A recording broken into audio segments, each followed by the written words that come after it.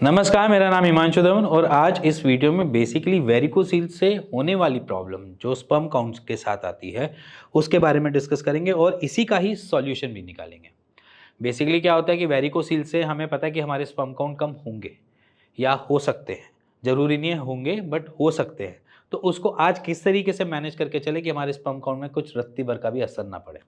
तो आज वीडियो उनके लिए जिनको वेरिकोसील है और उन्होंने अभी तक सीमन एनालिसिस का टेस्ट करवाया है या नहीं भी करवाया है, तो भी आज इस चीज़ों का ध्यान रख लेना कि आपने किस तरीके से अपने आप को मैनेज करना है जिसकी वजह से आपको वेरिकोसील से स्पर्म काउंट पे कोई भी दिक्कत ना आए। तो सबसे पहले समझना जरूरी है कि कैसे हमें दिक्कत दे रहा है हमारे स्पर्म काउंट कम क्यों हो जाते हैं वेरिकोसील में, पहले उसको समझ लेते हैं। तभी आपके एक्शंस जो होंगे आप उसी को लेकर कर पाएंगे, वरना नहीं तो क्या होता है कि आप कुछ भी ले लो, दवाइयाँ खा लो, कुछ भी कर लो, मैटर नहीं करता। सबसे पहले चीज़ को समझो कि हो क्या रहा है मेरे शरीर के साथ और उसको मैंने मैनेज कैसे करना है। तो सबसे पहली चीज़ समझते हैं कि आपके टेस्टिकल्स जो है वो एक स्क्रोटम के अंदर है और स्क्रोटम जो है उसके पास एक एबिलिटी है एक्सपेंशन की और कॉन्ट्रैक्शन की। एक्सपेंशन की, कॉन्ट्रैक्शन की, ये हर एक शरीर में एक क्वालिटी होती है मेल बॉडी में, जहाँ पर हमारा स्क्रोटम एक्सपेंड भी करता है और कॉन्ट्रैक्शन भी लेता है। वो इसलिए ले लेता है क्योंकि टेस्टिस को अपना टेम्परेचर बराबर तरीके से मिलता रहे। अब टेम्परेचर मिलने के लिए उसको क्या चाहिए? उसको चाहिए कि बाहर से हवा, तो वो एक्सपेंशन ले लेता है। अगर उसको चाहिए गर्म शरीर तो वो कॉन्ट्रैक्शन ले लेता है। ये एक हर एक मेल बॉडी का फिनोमिना है, ये ऐसे ही काम करता है। अब यहाँ पर क्या होता है, ये टेम्परेचर मेंटेन करने का मैकेनिज्म है। वेरिकोसील क्या करता है, पहले तो इसके यहाँ का टेम्परेचर खराब करता है। अब वो कैसे करता है, आप समझो कि टेस्टीज को जो सप्लाई दे रही है वो आर्टरीज सप्लाई दे रही है। आर्टरीज जो ऑक्सीडाइज ब्लड लेकर जाती है, जो एक ब्लड सप्लाई दे रही है, वो अच्छी सप्लाई दे रही है। बट जब वेन्स की बारी आती है तो वेन्स अपना काम करती है वहाँ से डीऑक्सीडाइज ब्लड को ऊपर की तरफ ले जाने के लिए टूवर्ड्स हार्ट। ठीक है, बट अभी यहाँ पर क्या हो रहा है, वेन्स जहाँ पर हमारा डायमीटर या जैसे मैं बोलूँ वेरिकोसील बना है उस पोजीशन पे हमारे आते हैं रिफ्लक्सेस। रिफ्लक्सेस माने कि जहाँ पर दुनिया कहती है कि ऑब्स्ट्रक्शन हो जाती है, वहाँ पर आपका खून जो है ऑपोजिट डायरेक्शन में घूमना चालू कर देता है, यू टर्न मारना चालू कर देता है टूवर्ड्स टेस्टिकल्स। जब टूवर्ड टेस्टिकल्स मारना चालू कर देता है ब्लड फ्लो, तो वहाँ पर दिक्कत आती है कि वहाँ पर जो टेम्परेचर जो आपके टेस्टिकल्स का होना चाहिए था उस टेम्परेचर को वो थोड़ा सा रेज कर देता है। मान लीजिए कि आपकी बॉडी का टेम्परेचर रहता है 37.5 डिग्री सेल्सियस, बट यहाँ पर क्या होता है 35 डिग्री सेल्सियस की रिक्वायरमेंट होती है हमारे टेस्टिकल्स को।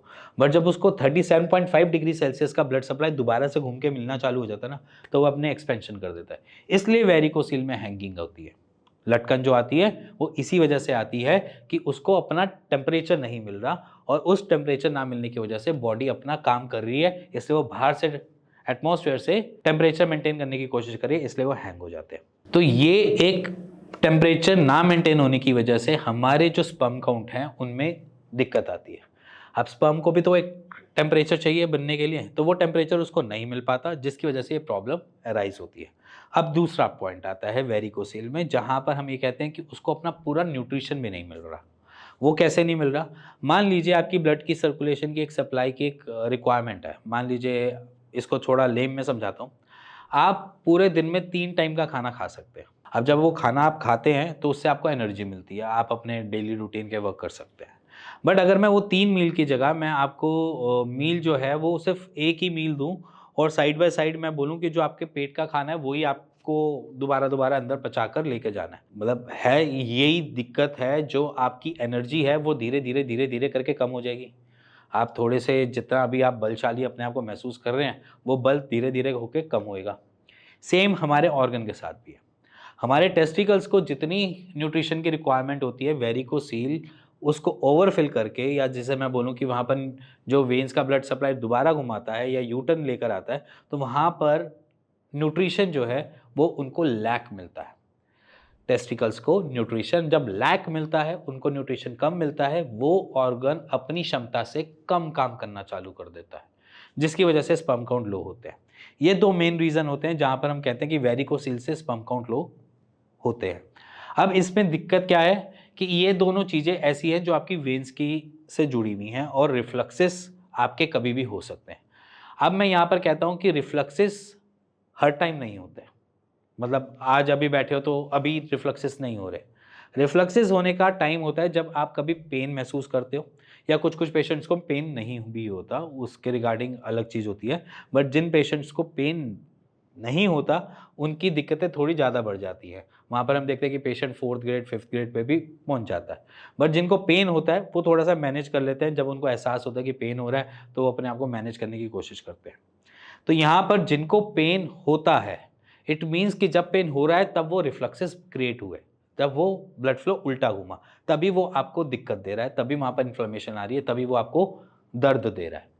अब मैं यहाँ पर बात करता हूँ कि अगर वो रिफ्लक्सेस जो है, अगर वो रिफ्लक्सेस आपके फ्लो में चल रहे हैं तो आपको दर्द भी नहीं मिलेगा, वो फ्री फ्लोट होकर चल लेंगे, वो अपना काम बराबर से करते रहेंगे। बट जब रिफ्लक्सेस बनेंगे तो आपको दर्द दे देगा। अब जब दर्द है तो वहाँ पर क्या है, रिफ्लक्सेस है। रिफ्लक्सेस हमने मैनेज करके चलना है। रिफ्लक्सेस के लिए आपके पास मैंने ही बनाई हुई वीडियोज़ हैं, नहीं तो आप गूगल पे सर्च भी कर सकते हो, बहुत सारे आसन हैं जो इससे आप अपने रिफ्लक्सेस कम कर सकते हो, अपने लोअर बॉडी का ब्लड फ्लो बेटर कर सकते हो। बट मैं अपनी वीडियो जो है मैं डिस्क्रिप्शन में डाल दूंगा, आप उसको चेकआउट जरूर करो, जिससे आपका ब्लड सर्कुलेशन लोअर बॉडी या पेल्विक एरिया की तरफ अच्छा और मेंटेन बना रहे, और जिसकी वजह से आपके जो न्यूट्रिशन है वो गैदर ढंग से हो पाए। और रही बात टेम्परेचर की, वो मैं अभी नेक्स्ट पॉइंट में बताता हूँ। जो आपके न्यूट्रिशन है वो टेस्टिकल्स बराबर तरीके से लेते रहे, जिससे आपके स्पर्म काउंट लो होने की दिक्कत ना बने, पहला पॉइंट। अब सेकंड पॉइंट, कि जहाँ पर हमारा टेम्परेचर मेंटेन नहीं हो रहा। देखो, टेम्परेचर ना मेंटेन होने का रीज़न एक ही चीज़ है, जो हमारे ब्लड फ्लो की वजह से है, जिसकी वजह से टेम्परेचर मेंटेन नहीं हो पा रहा। अब टेम्परेचर ना मेंटेन होने से आपको दिक्कत है स्पर्म काउंट लो होने की कैटेगरी में।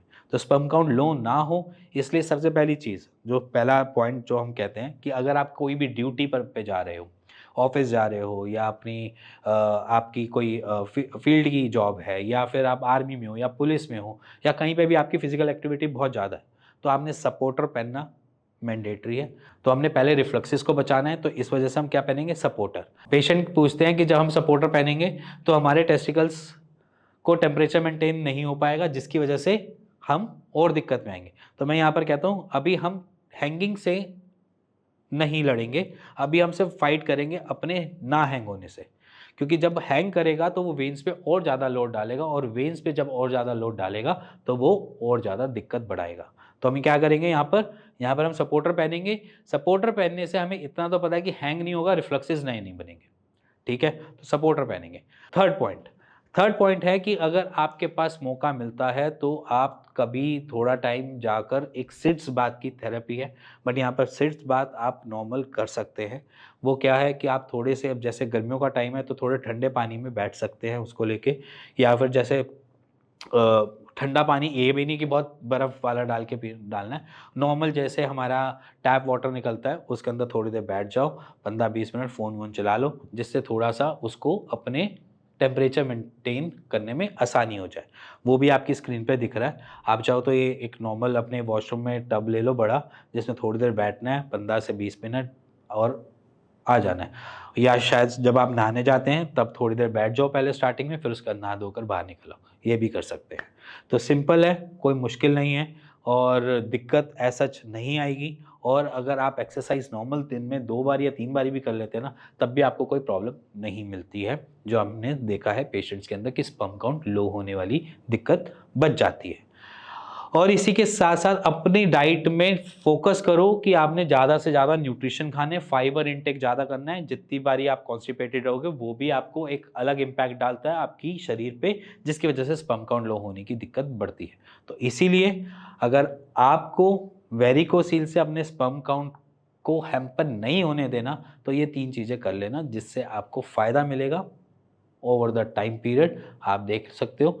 और कुछ ऐसे भी पेशेंट मिले हैं जिन्होंने सिर्फ एक्सरसाइज कर करके अपने वेरिकोसील की ग्रेडिंग को भी कम किया। तो समझ लो कि वेरिकोसील की एक्सरसाइज करना बहुत मस्ट है, जिससे आपको दिक्कत आगे आने वाली से बचाकर रख भी सकती है और वहाँ से निकाल भी सकती है। तो इसीलिए अगर ये वीडियो आपको अच्छी लगी हो, समझ भी आई हो, और आपको लग रहा है कि ये मैं अप्लाई करूँगा, तो प्लीज़ कमेंट करके मेरे को ज़रूर बताना कि आपको वेरिकोसील में कितना आराम मिल रहा है इन एक्सरसाइज से। इसी के साथ मिलेंगे नेक्स्ट वीडियो के लिए, तब तक के नमस्कार।